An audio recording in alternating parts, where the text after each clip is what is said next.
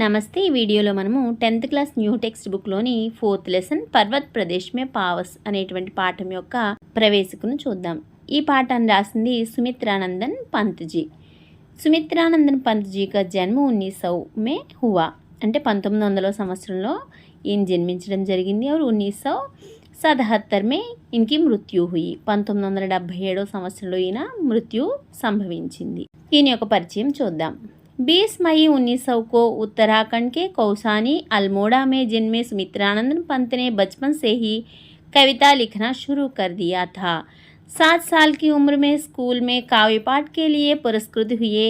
1915 में स्थायी रूप से साहित्य सृजन शुरू किया और छायावाद के प्रमुख स्तंभ के रूप में जाने गए. మే 20, 1900 సంవత్సరంలో ఈయన ఉత్తరాఖండ్కి సంబంధించిన కౌసానీ అల్మోడాలో ఈయన జన్మించడం జరిగింది. చిన్నప్పటి నుండి ఈయన కవితలు రాయడం మొదలుపెట్టారు. 7 సంవత్సరాల వయసులోనే ఈయన స్కూల్లో కవితలు రాయడం వలన ఈయనకి బహుమతి కూడా లభించింది. 1915 సంవత్సరంలో ఈయన పూర్తిగా సాహిత్యాన్ని రాయడం మొదలుపెట్టారు. అంటే శాశ్వతంగా సాహిత్యాన్ని రాయడం మొదలుపెట్టారనమాట. అంతేకాకుండా ఈయన ఛాయావాద్ అంటే ప్రకృతి ప్రేమికుడు. ప్రకృతి ప్రేమికుల్లో నలుగురు ఉంటారు. ఆ నలుగురిలోనూ ఒకరిగా సుమిత్రానందన్ పంత్జీని మనం పేర్కొంటాము. ప్రకృతి ప్రేమికులలో 4 స్తంభాలు ఎవరంటే జయశంకర్ ప్రసాద్, సూర్యకాంత్ త్రిపాఠి నిరాలా, సుమిత్రానందన్ పంత్ మరియు మహాదేవి వర్మ. ఈ నలుగురిలోనూ ఒకరు సుమిత్రానందన్ పంత్జీ. पंत जी की आरंभिक कविताओं में प्रकृति प्रेम और रहस्यवाद झलकता है. इसके बाद वे मार्क्स और महात्मा गांधी के विचारों से प्रभावित हुए. इनकी बाद की कविताओं में अरविंद दर्शन का प्रभाव स्पष्ट नजर आता है. पंत जी కవితలు రాసిన ప్రారంభంలో ఈయన కవితలలో ప్రకృతి ప్రేమ మరియు ప్రకృతిలో నిగూఢంగా ఏదైతే నిక్షిప్తమై ఉందో ఆ రహస్యవాదము మనకు కనిపిస్తాయి. దాని తర్వాత ఈయన మార్క్స్ మరియు కార్ల్ మార్క్స్ మరియు మహాత్మా గాంధీ ప్రభావంతో దానికి సంబంధించినటువంటి కవితలు రాయడం మొదలుపెట్టారు. ఆ తర్వాత ఈయన కవితలలో అరవింద్ ఘోష్ గారి ప్రభావం ఎక్కువగా ఉండడం వల్ల తత్వశాస్త్రానికి సంబంధించినటువంటి కవితలు కూడా మనకు కనిపిస్తాయి. जीविका के क्षेत्र में पंत जी उदय शंकर संस्कृति केंद्र से जुड़े. आकाशवाणी के परामर्शदाता रहे. लोकायतन सांस्कृतिक संस्था की स्थापना की. 1961 में भारत सरकार ने इन्हें पद्म भूषण सम्मान से अलंकृत किया. हिंदी के पहले ज्ञानपीठ पुरस्कार विजेता हुए. జీవిక అంటే జీవనోపాధి కొరకు ఈయన ఉదయ్ శంకర్ సంస్కృతి కేంద్రంలో పనిచేశారు. అంతేకాకుండా ఆకాశవాణికి సలహాదారుగా కూడా ఈయన పనిచేశారు. లోకాయతన్ అనేటువంటి సాంస్కృతిక సంస్థను స్థాపించారు. 1961 సంవత్సరంలో భారత ప్రభుత్వము ఈయనకు పద్మభూషణ్ అనేటువంటి అవార్డుని ఇచ్చి సత్కరించింది. అంతేకాకుండా హిందీలో మొట్టమొదటి జ్ఞానపీఠ గ్రహీత సుమిత్రానందన్ పంత్జీ. पंत जी को कला और बूढ़ा चांद कविता संग्रह पर 1960 में साहित्य अकादमी पुरस्कार, 1969 में चिदम्बरा संग्रह पर ज्ञानपीठ पुरस्कार सहित अनेक पुरस्कारों से सम्मानित किया गया. उनका निधन 28 दिसंबर 1977 को हुआ. इनकी अन्य प्रमुख कृतियां हैं वीणा, पल्लव, युगवाणी, ग्राम्या, स्वर्ण किरण और लोकायतन.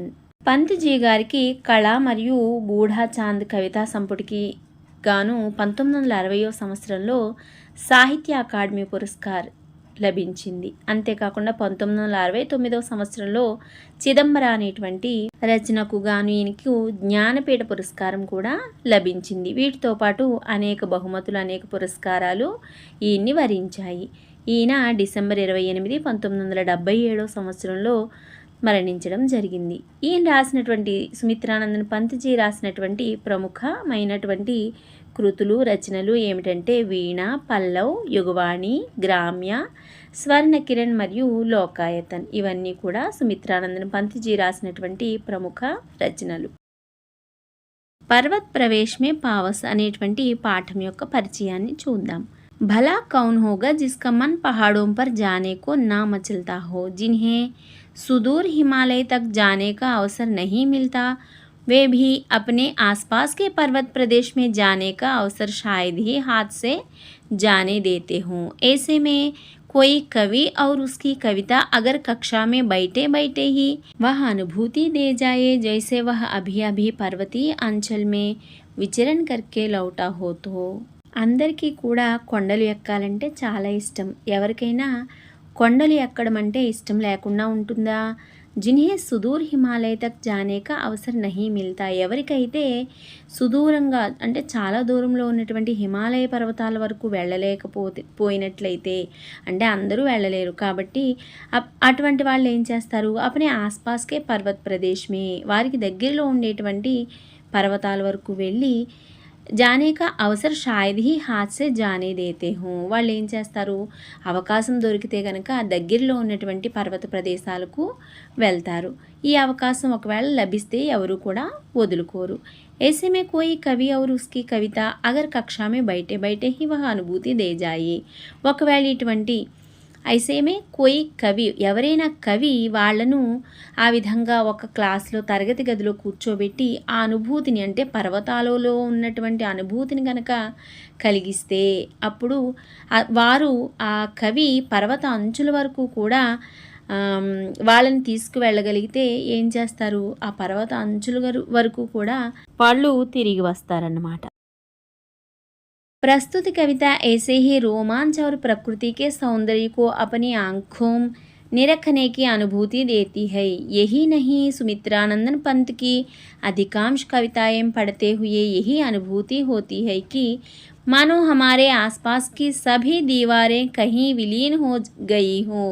हम किसी ऐसे रम्य स्थल पर आ पहुँचे हैं जहाँ पहाड़ों की अपार श्रृंखला है, आसपास झरने बह रहे हैं और सब कुछ భూల్కర్ హమ్ ఉసీ మే లీన్ రహనా చాతే హై. ప్రస్తుతము మనం చదువుకునేటువంటి కవితలో కూడా మనము ఆ ప్రకృతి యొక్క సౌందర్యాన్ని ఆ ఆహ్లాదాన్ని కూడా మనము మన కళ్ళతో చూసినట్లుగా అనుభూతిని పొందుతాము. అంతేకాదు సుమిత్రానందన్ పంత్కి అధికాంశ కవితాయం పడితే హుయే అంటే సుమిత్రానందన్ పంత్జీ రాసినటువంటి చాలా కవితలలో ఈ ప్రకృతి సౌందర్యం వర్ణించబడి ఉంటుంది. కాబట్టి ఈ ప్రకృతి కవితలను చదివినట్లయితే మనకి సేమ్ అదే అనుభూతి మనకి కలుగుతుంది. అది ఏ విధంగా కలుగుతుందట, మన చుట్టుపక్కల ప్రపంచాన్ని కూడా మనం మర్చిపోతాం అన్నమాట. మనం ఏ విధమైనటువంటి కవితలు అయితే చదువుతున్నామో ఆ కవితలలోని ఆ ప్రదేశానికి ఆ రమ్యమైనటువంటి ఆ స్థలానికి మనము చేరిపోతామన్నమాట. అక్కడ ఏవైతే కొండలు ఉంటాయో అందమైన కొండలలో మనం విహరిస్తున్నట్టు, అంతేకాకుండా దాని పక్కనే ఉండేటువంటి ఆ జలపాతాలు సెలయేళ్ళు ప్రవహిస్తుంటే అవన్నీ మనం మన కళ్ళతో చూస్తున్నట్లుగా మనకి అనుభూతి కలుగుతుంది. అవన్నీ మనం ఎక్కడున్నామనేటువంటి సంగతిని కూడా మర్చిపోయి మనము అందులో లీనమైపోతాం అన్నమాట. అంత అందంగా సుమిత్రానందన్ పంత్జీ యొక్క ప్రకృతి కవితలు ఉంటాయి. महाप्राण निराला ने भी कहा था, पंत जी में सबसे ज़बरदस्त कौशल जो है वह है शैली की तरह अपने विषय को अनेक उपमाओं से संवार कर मधुर से मधुर और కోమల్ సే కోమల్ కర్దేనా.